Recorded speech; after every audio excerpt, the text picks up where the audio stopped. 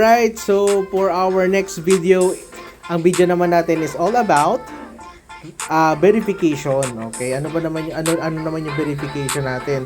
So, download nyo lang yung app. So, once may account na kayo, download nyo yung ating application. Ayan, yung ating application. So, once na na-download nyo na siya, okay, so nandito na tayo. Makikita nyo itong ating application. Ayan.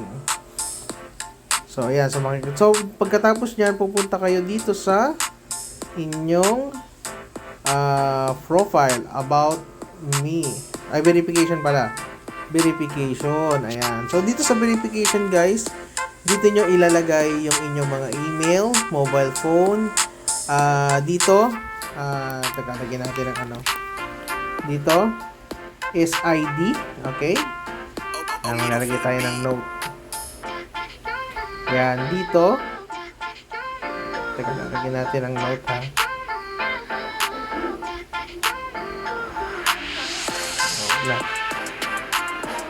Ayun, so basta guys, dito, lalagay lang natin yung ating email. Then, makaka-receive kayo ng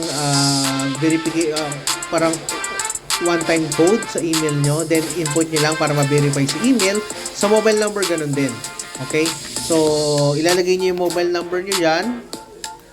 Then, mape-verify siya. So, ang pinakang mahalaga dito is the identity and proof of address. So, ano ba yung dapat nating i-upload dito? So, magkaibang ID po yung i-upload natin dito sa identity verification at sa proof of address. Ano yung mga example na ID na pwede natin i-upload?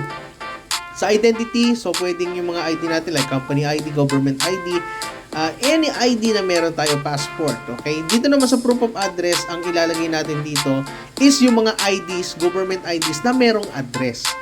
Okay, pag walang-wala talaga, walang mga billing na nakapangalan sa inyo, pwede po yung barangay clearance and cedula. Pinakamabilis po yun. Alright? So, hindi nyo na kailangan i-declare your PEP, okay? So, hindi na po natin kailangan i-declare yan. Tapos, once matik yan, yung iba may lumalabas kong Islamic account para swap free. So, pwede nyo i-tick yun para maging swap free yung ating account. So, that's it for the verification. Napakahalaga po ng verification para hindi po tayo magkaroon ng problema in the near future sa ating pag-deposit and withdrawals dito sa ating broker. Okay? So, that's it for today's video. See you on the next video.